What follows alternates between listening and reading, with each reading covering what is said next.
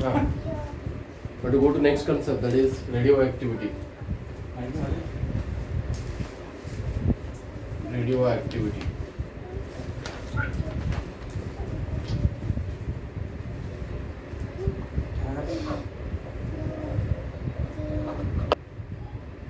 Binding energy per nucleon completed, no? Okay. So binding energy is given by delta M mass defect into C square whenever the delta M in kg, and binding energy that is equal to delta M into 931 mega electron volt when delta M in atomic mass unit. So binding energy per nucleon is the binding energy divided by mass number. So for lighter nuclei, binding energy is less, right? Gradually increases and shows maxima and minima where mass number varies from, that is 4 to 20, right, of around 50 40. Then when mass number is from 40 to 120, the binding energy increases and becomes maximum when a mass number is 56, right? And that binding energy, maximum binding energy is 7 mega electron volt, and some textbook 8.9, 8.7 mega electron volt given, right? Then again from 120 to 240 mass numbers, then binding energy decreases to 7.6 mega electron volt. So for lighter nuclei and for heavy nuclei, binding energy is less, so they are less stable. So if they are less stable, so they are not radioactive elements. And the nuclei whose mass numbers from 40 to 120, the binding energy is some greater, so that nuclei have more stable, so they are non-radioactive. In that, iron is the highly non-radioactive element, so it is highly stable and non-radioactive. And the nuclei whose mass numbers from 120 to 240, so they are highly radioactive. So in that, uranium, poloniums, these are all highly radioactive. They undergo natural radioactive nuclear fission, that is radioactivity, and the mass from mass, that is 56 or 100 to 140, they also undergo radioactive, but they require some extra additional process. Therefore, that nuclei undergo artificial radioactive. So these elements are called artificial radioactive elements. And 120 to 240, they are natural radioactive elements. Okay. So the heavy nuclei, that is from 140 to 240, the heavy nuclei, they are non-radioactive. So they breaks and gives lighter nuclei. So with a large amount of energy release. So that is called as the process called as nuclear fission. And lighter nuclei, so they are also non-radioactive, they radioactive. So therefore they undergo, they fuse together because they are lighter. So they does not break, they fuse together and form heavy nucleus with the release of large amount of energy. And this process is called as nuclear fusion. So nuclear fission per unit mass number, energy release in fission per fission is very large compared to per fusion. Energy release per fission is very large compared to fusion, and energy release per unit mass number in case of nuclear fission is less than energy release per fusion per mass number in fusion process. Energy release पर unit mass number fusion में कम होता है, right, सो ज़्यादा हो जाता है in fusion per unit mass number divide करना, denominator छोटा हो जाता है इसलिए एनर्जी ज़्यादा हो जाती है। और फिशन प्रोसेस में क्या होता है, मास नंबर ज़्यादा रहता है, डिनोमिनेटर ज़्यादा, तो energy per mass number per unit mass is less, right. But per fission लेंगे तो वो ज़्यादा होता है, per fission binding energy the energy is more and per fusion binding energy is less. Okay, understood. So now radioactive. So first that is Curie, Marie Curie and his wife, that is Marie Curie, discovered that the element radium, which undergoes natural radioactive, and according to him, that the atomic number, if nuclei having atomic number greater than 82, so they produce the lighter nuclei, they undergo nuclear fusion and they are what, radioactive elements. According to Curie क्या बोला वो, atomic number 82 से ज़्यादा रहा तो वो सभी radioactive रहते हैं। atomic number 82 से ज़्यादा रहना, atomic number, right? atomic number जिसका 82 से ज़्यादा रहता है वो सभी radioactive होते हैं। उसमें थोड़े क्या रहते हैं, artificial रहते हैं, थोड़े natural radioactive element रहते हैं, right? So now that isotope using that artificial radioactive element जो रहते हैं, तो उसे दूसरे न्यूक्लियाई, दूसरे एजेंट से बम्बार्ड करते हैं। For example we can use proton और हाई स्पीड न्यूट्रॉन से बम्बार्ड करके रेडियोएक्टिव एलिमेंट बनाते हैं उसका। फॉर एग्जाम्पल कोबाल्ट है, राइट, उससे भी आर्टिफिशियल उनको भी रेडियोएक्टिव एलिमेंट बनाते हैं। उसका भी बाइंडिंग एनर्जी थोड़ा ज़्यादा कर देना, वो जल्दी ब्रेक नहीं होते। फिर उनको दूसरे एजेंट्स से, radioactive agents like thermal neutrons, high speed neutrons या थोड़े अल्फा पार्टिकल, प्रोटॉन्स, ये सभी रेडियोएक्टिव एजेंट्स हैं। उससे क्या करते हैं, बम्बार्ड करके वो भी रेडियोएक्टिव, उनको भी रेडियोएक्टिव बनाते हैं। So they are called radio isotopes. So they radio isotope has wide applications, बहुत सारे ज़्यादा एप्लीकेशंस हैं उनके, right. They use in means medical science, in treatment of cancers, brain tumors, etc. Radiotherapy, big branch of science, right? उसमें cobalt आता है, cobalt वो specially cancer treatment के लिए यूज हो जाता है। आयोडीन थायराइड ट्रीटमेंट के लिए यूज होता है। So they are radio isotopes. Okay, now when the radioactive process, radioactivity takes place, so you take radium, ले आओ लीड बॉक्स में डाला, then he found that the three rays emitted. So one ray is deflected towards positive end of the electric field, another ray is deflected towards negative end, and one more ray, third ray is not deflected, neither deflected towards positive nor deflected towards negative.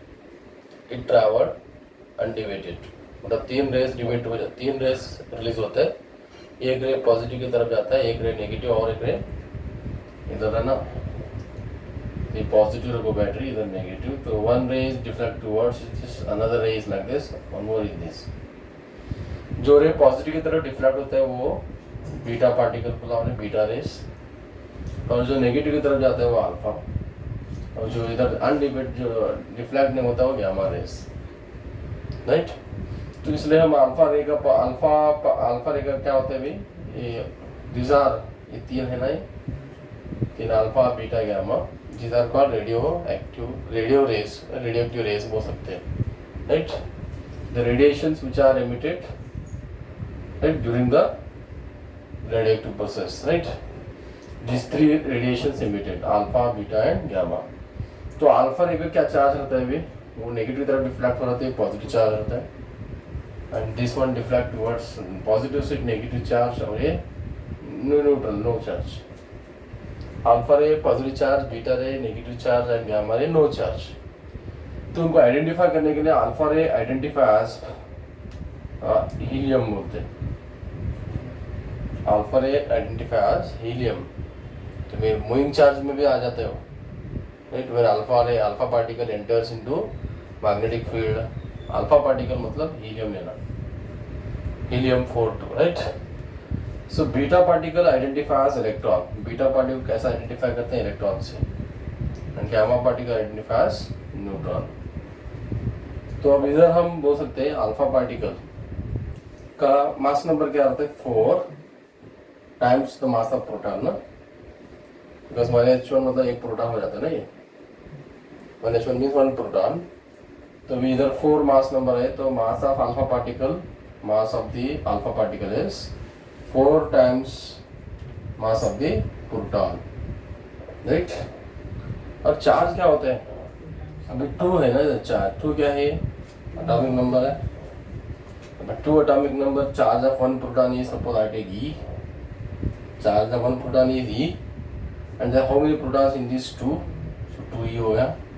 तो charge of alpha particle क्या आता है 2E, 2 times charge of the proton, and mass of the alpha particle is 4 time mass of the proton, याद रख लो, right. अभी तो electron जैसा ही है, इलेक्ट्रॉन चार्ज मालूम आपको नेगेटिव, दैट इज -1.6 × 10⁻19 कूलम, तो वही चार्ज बीटा पार्टिकल हो जाता है, तो इसका चार्ज नहीं रहता, राइट। तो भी सभी क्या होते हैं, दे पास थ्रू, दे इफेक्ट फोटोग्राफिक प्लेट, मतलब कैमराज के लिए यूज़ करते हैं उनको, फोटोग्राफिक प्लेट के लिए काम आते हैं। और दे पेनेट्रेट पे होते हैं, वो पेनेट्रेट मतलब पास हो जाते हैं बॉडी में से, राइट, मेटल में से पास हो जाते हैं। तो उसमें सबसे ज़्यादा पेनेट्रेटिंग पावर गामा रे करता है, स्पीड ज़्यादा रहता है ना, गामा रे का पेनेट्रेटिंग पावर ज़्यादा रहता है, उससे कम बीटा रहेगा, उससे कम अल्फा रे का। तो बीटा रे का पेनेट्रेटिंग पावर इससे 1000 टाइम कम रहता है, और इसका पेनेट्रेटिंग पावर इससे 1000 कम रहता है, 100 टाइम मोस्टली, देख लो थोड़ा, राइट। तो पेनेट्रेटिंग पावर सबसे ज़्यादा गामा रे करता है, बाद में इससे उससे इसका कम रहता है, उससे इससे कम होता है पेनेट्रेटिंग पावर। आयोनाइजिंग पावर किसका ज़्यादा रहता है, अल्फा का, अल्फा का आयोनाइजिंग पावर बीटा से ज़्यादा रहता है, और बीटा का आयोनाइजिंग पावर गामा से ज़्यादा रहता है, राइट, अंडरस्टूड। ये याद रख लो थोड़ा, और आप नोट्स में, थ्योरी नोट्स में पढ़ लेते हो, डिफरेंस मालूम हो जाते हैं पूरे, वो डिफरेंस इंपॉर्टेंट है वो CET के लिए, ठीक है। This about radioactive rays. So now radioactive law, decay law बोलते हैं, रेडियोएक्टिव डिके लॉ।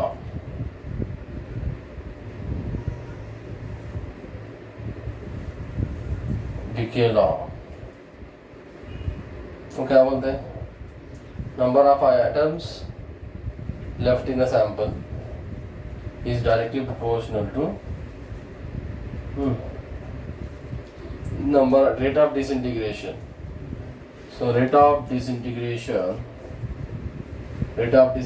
मतलब पर सेकंड कितने आइटम्स डिसइंटीग्रेट मतलब हो रहे हैं, डिसइंटीग्रेट हो रहे हैं, डिसइंटीग्रेट मतलब समस्या सेपरेट हो रहे हैं। एग्जाम्पल तो मैं अभी यूरेनियम पाउडर है कि अभी उसमें से क्या होता है ना, आफ्टर सम टाइम देखे तो वो उसके आइटम्स कम गए रहते, मतलब आइटम्स थोड़े गए रहते हैं, तो अभी मतलब ये आइटम्स क्या होते हैं, डिसइंटीग्रेट हुए रहते हैं, डिफरेंशिएशन में बोल सकते हैं आप, राइट। तो ये क्या होता है डिसइंटीग्रेशन, मतलब रेट ऑफ डिसइंटीग्रेशन, मतलब रेट ऑफ डिसइंटीग्रेशन मतलब क्या है, speed of the disintegration of the items of a sample is directly proportional to number of atoms left in the sample at that time, right? क्या बोलते हो, rate of disintegration, dN/dt, rate of disintegration directly proportional to number of items left in the sample at that time, मतलब वो time में कितने items present रहते हैं ना, वही स्पीड ऑफ द डिसइंटीग्रेशन रहता है, dN/dt directly proportional to n।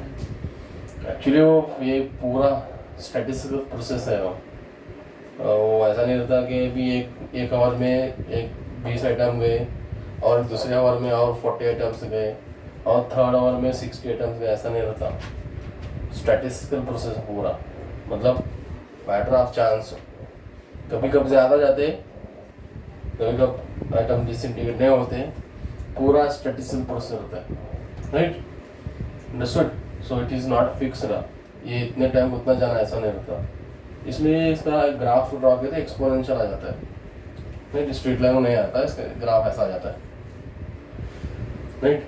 तो हमें फाइंड किए, तो अभी थ्योरेटिकली साइंटिस्ट फाइंड किए, तो मिला उनको N naught initial number of atoms present initially in the sample. N naught is number of atoms present in a sample initially. Initially means at time 0. N क्या है? Number of atoms present in a sample at time t, at instant of time t. ठीक है, understood. तो उसका graph ऐसा आता है, मतलब एक सपोज पहले हाफ टाइम में क्या होती है, अमाउंट ऑफ 50%, सभी न्यूक्लियर का हाफ लाइफ रहती है, हाफ लाइफ डिटरमाइन करते हैं। तो half life means what, it's the time taken to complete 50% of the reaction. अब यहाँ भी ऐसे ही है, वो half life period means the time taken to degrade half of the original atoms present initially. जो इनिशियली आइटम रहता है ना, उसका exactly half of atom disintegrate होना, मतलब n0/2 ना, when n change to n0/2, n0 पहला ये इनिशियली नंबर ऑफ आइटम्स है, वो n0/2 होना, मतलब हाफ आइटम डिसइंटीग्रेट होना। तो उसके लिए टाइम जितना कंज्यूम होता है, that time is called as half life period. Half life मतलब 50% आइटम डिसइंटीग्रेट होना। और हाफ लाइफ में किए तो क्या होता है, n0/2 स्क्वायर होता है, n0/2 स्क्वायर। और एक हाफ लाइफ में ये half life,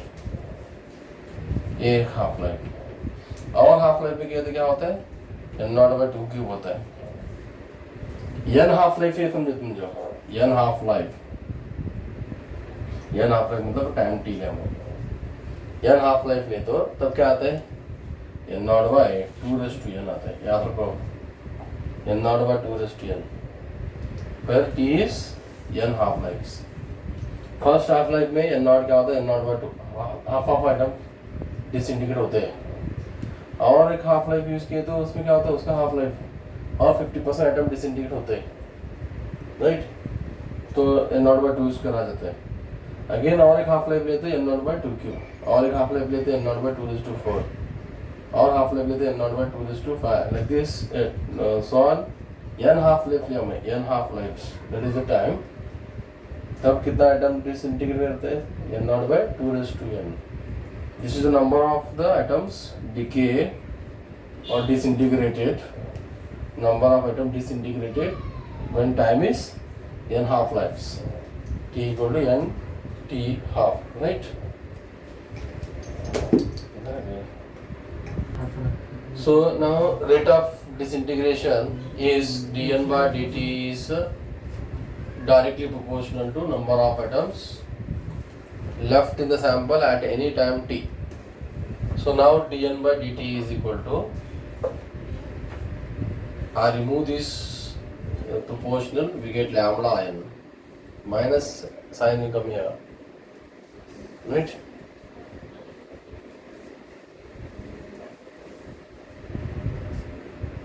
Okay, so dn/dt equal to minus lambda n, where lambda is the decay constant.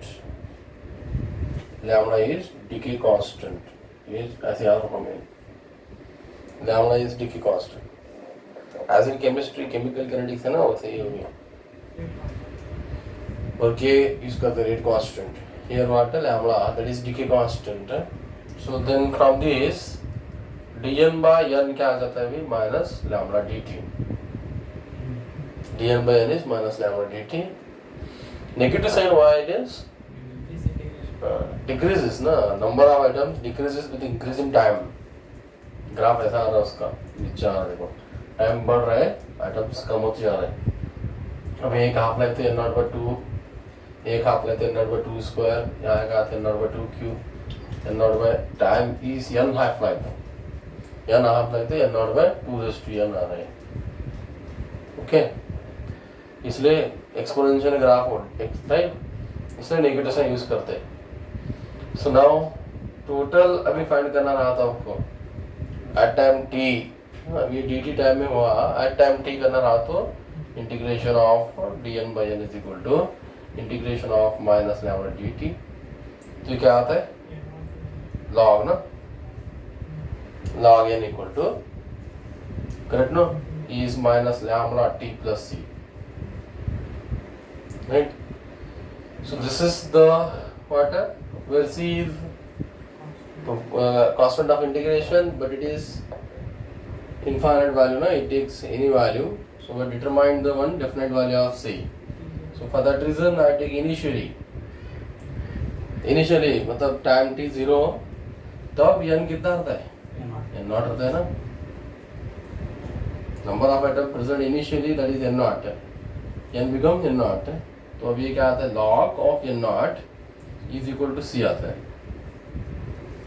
Okay, derivation क्यों करना है, क्योंकि इसमें आपको थोड़े पॉइंट मिल जाते हो. ये c का वैल्यू देखिए, c equal to log n naught. अब तुम इसे ग्राफ ड्रॉ करने लगे तो when it is if log n take on y axis and t along x axis, तो क्या मिलता है y equal mx plus c form आ जाते हो, right? T along x axis, log n along y axis, so it is in the form of y equal mx plus c. Yes or no? This is y mx plus c, and what is m here, minus lambda slope, and what is c, y intercept. कितना y intercept होती है, c equal to log n naught. इसमें ये करना है c equal to log n naught, that is y intercept. So when I put this log n equal to minus lambda t plus c is log n naught. Okay, so now it becomes what, log n minus log n naught is equal to minus lambda t. So then log of n divided by n naught is equal to minus lambda t to the base e. Then what is n by n naught equal to e raised to minus lambda t, is it right? N by n naught equal to e raised to minus lambda t. Then you got n equal to n naught into e raised to minus lambda t. This is the number of items present in a sample at time t. Exponential है ना, e आएगा n naught e raised to minus lambda t. तो अब यहाँ से n by n naught find कर सकते हैं ना, n by n naught कितना होता है, n by n naught e raised to minus lambda t, या तो आप ऐसा लिख सकते हैं 1 by e raised to lambda t. Okay, तो वहाँ से तब से एक फार्मूला देते हैं, n is equal to number of items left, that is n naught. First initially कितना था n naught, after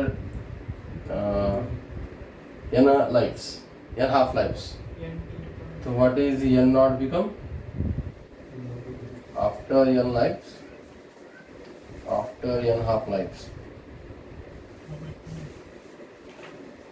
n half lifes. पहले हाफ लाइफ में क्या होता है, n नॉट है, n is become n naught by 2.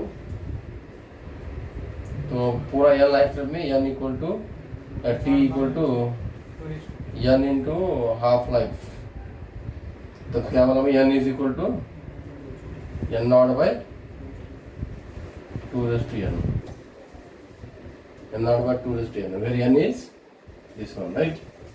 What is n, n into t by 2. तो यहाँ से आप n by n नॉट कर सकते हैं ना, n by n नॉट क्या होता है, 1 by 2 raised to n, और इधर 1 by 2 raised to n whole raised to n. But what is n? N is t by t half, correct? T is equal to n into half lives. Then what is n? T by t half lives. ये भी use कर सकता है, याद रखो, important है आपके लिए. n by n naught is 1 by 2 raised to t by t half पहले हाफ लाइफ में जाना ये यूज़ कर दिया, हाफ लाइफ में जाना ये direct n by n0 discuss होगा।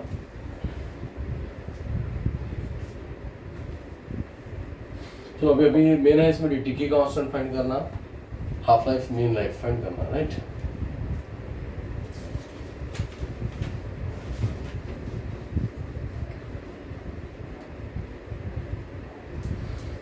सो डी की कांस्टेंट क्या है मीनिंग उसका,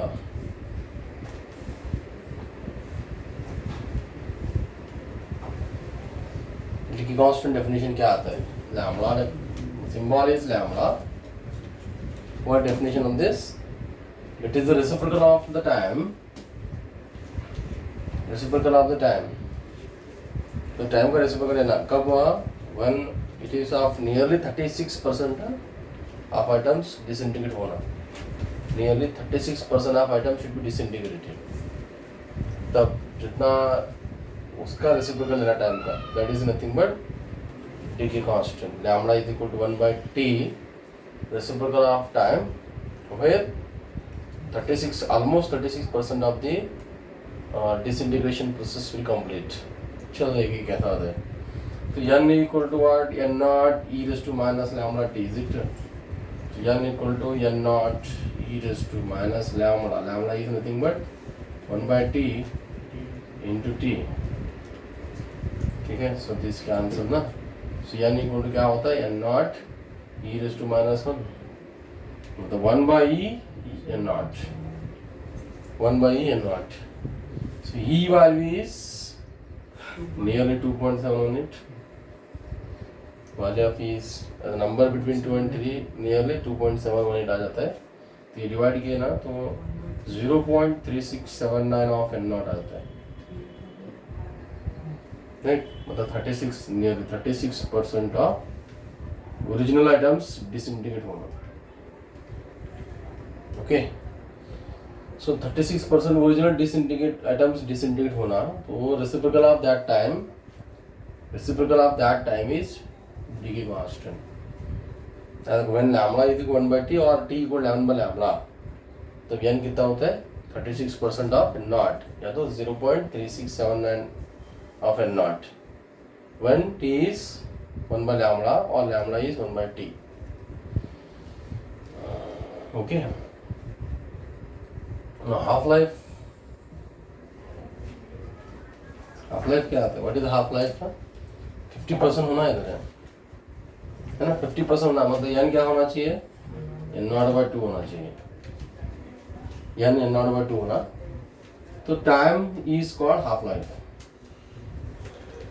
time is called half life, n should be n0, n becomes n0/2 when t is half life, time half life period होना, तब n कितना होता है, n0/2, तो now what formula becomes, n is equal to, so n is nothing but n0/2, इधर n0 e raised to minus lambda, and this t is t half, ना,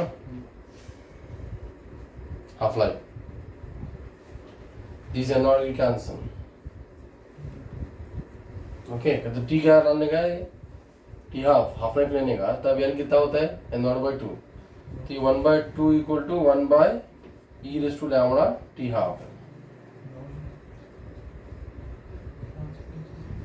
t half आ गया, now their denominators equal है, so e raised to lambda t half is equal to है, तो ये log लेना, lambda t half is equal to log 2 to the base e, log 2 to the base e,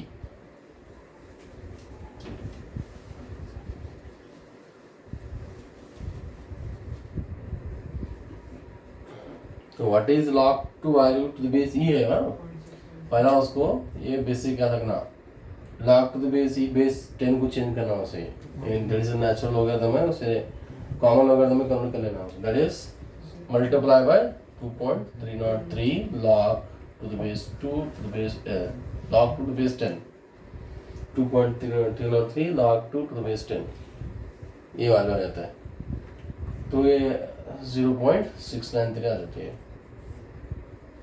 because log 2 value is 0.3010 into 2.303 किए तो 0.693.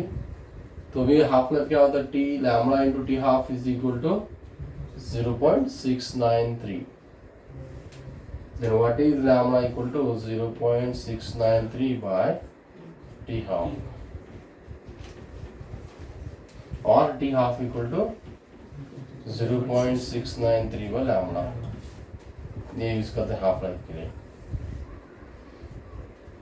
Right, यहाँ पर ये तो आप ऐसा लिख दीजिए चलता ln 2 ln 2 by lambda is t half. Correct. ln 2 मतलब ये 0.693. ln 2 मतलब log ये ln 2 means log 2 to base e. log base e रहा तो आप इसे ln लिख सकते हैं. ठीक है, ये बेस 10 रहा तो ln नहीं लिखते, बेस e रहा तो ln लिखना. ln 2 मतलब 0.693. तो आप इसे ऐसा लिख सकते हैं कि half equal to ln 2 divide by lambda. ये भी हाफ लाइफ के लिए यूज करते हैं.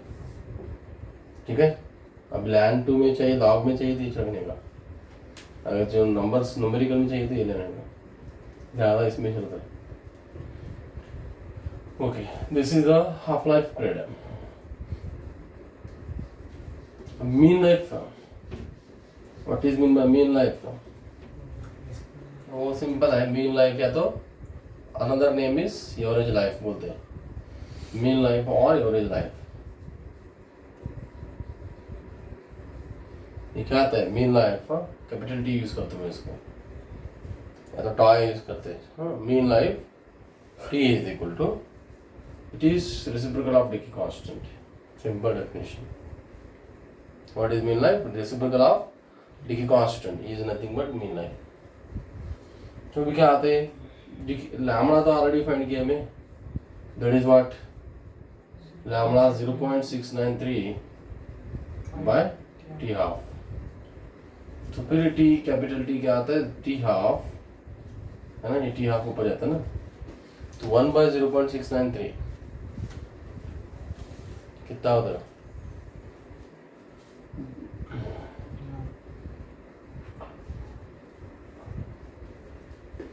So that is 1 by 0.693. तो ऐसा कर देंगे, क्रॉस मल्टीप्लाई करता हूँ. T half equal to 0.693 into T, that is half life is equal to 0.693 into mean life. This is the relation between half life and mean life. Okay. तो around 1.1 by किए तो एक तरह था ना ये करेक्ट है. So this is t half divided by 0.693. अब ये किए तो I think 1.4 or कुछ something आता है, right? Into t half. That is the mean life. ये बेटर है. Half life is equal to 0.693 into mean life. This is the ये आप इसे 0.693 मीन्स ln 2 लिख सकते हैं. ln 2 into mean life is equal to half life. ln 2 लिख सकते हैं उसको. ठीक है, याद रखना. This is the mean life and half life friends. Activity, ये इंपॉर्टेंट है. एक्टिविटी मतलब क्या? ये या तो आर यूज करते हैं, ये और R. Activity is nothing but rate of disintegration, dn by dt करना. Modulus of dn by dt, the amount of rate of disintegration is called as activity. कहते हैं फास्ट फॉरवर्ड रिएक्शन, वो rate find करना, that is nothing but activity. तो इन्हें simplify किए तो ये लैम्बडा n आ जाता है. This become lambda n. That is n what? n naught used to minus lambda t, and r को derivative करना उसका. You become lambda n. This is the activity. A equal to lambda n. So ये activity अभी lambda determine करना रहा तो when activity is given a by n. n find करना बहुत इंपॉर्टेंट है इसमें. How to find n?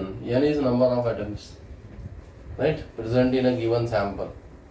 अभी गिवन सैंपल समझो एक 1 ग्राम में दिया हुआ नहीं, 1 ग्राम डिसइंटीग्रेट हो रहा है, तो 1 ग्राम में कितने एटम्स है डिटरमाइन करना, राइट. सपोज अभी एक न्यूक्लिया दिए, में 1 सोडियम दिए समझो भी, या तो यूरेनियम ले रहा हूँ मैं, ठीक है, यूरेनियम 235 दे रहा हूँ. इसका एक्टिविटी फाइंड करना है तुम्हें भी. यूरेनियम का 1 ग्राम या 1 मिलीग्राम डिसइंटीग्रेट हुआ है समझो.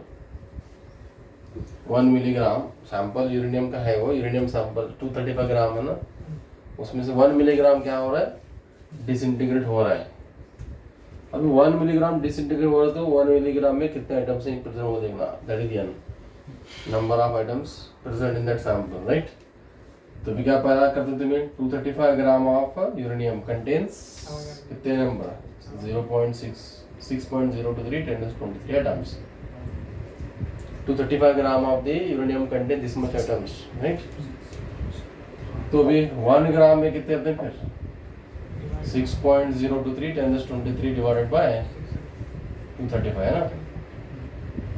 1 ग्राम में इतने, तो 1 मिलीग्राम में चाहिए मुझे, तो 1 ग्राम मीन्स कितने मिलीग्राम होता है, 10⁻³ तो 10⁻³ मल्टीप्लाई करने का, करेक्ट है. 10 मल्टीप्लाई किया तो हो गया 0.623 10⁻23 इंटू 10⁻³ मीन्स 1020 डिवाइडेड बाय 235. ये 1 मिलीग्राम हुआ है, 1 मिलीग्राम में इतने एटम्स है, राइट. तो ये n लेना है, जैसे दिया, बाद में आपको आराम से लैम्बडा मिल जाता है, this activity given divided by n, okay. ऐसा डिटरमाइन करना तो n. अब एक बार क्या पूछते हैं, एक्टिविटी दे रहता है, हाफ लाइफ दे रहता है, तो लैम्बडा निकाल सकते हैं आराम से.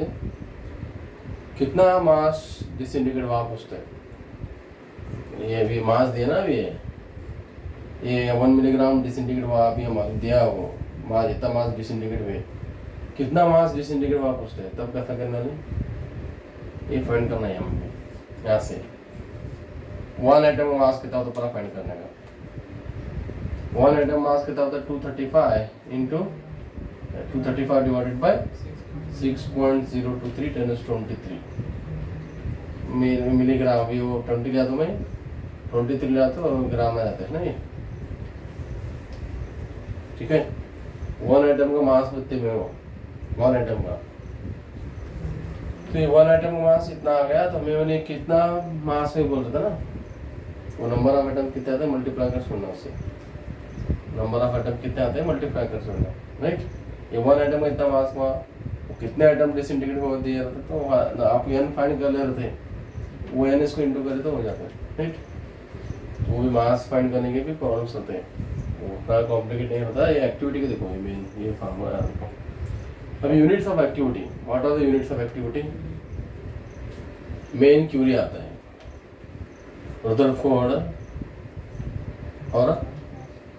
Rutherford Curie and बेक्वेरेल.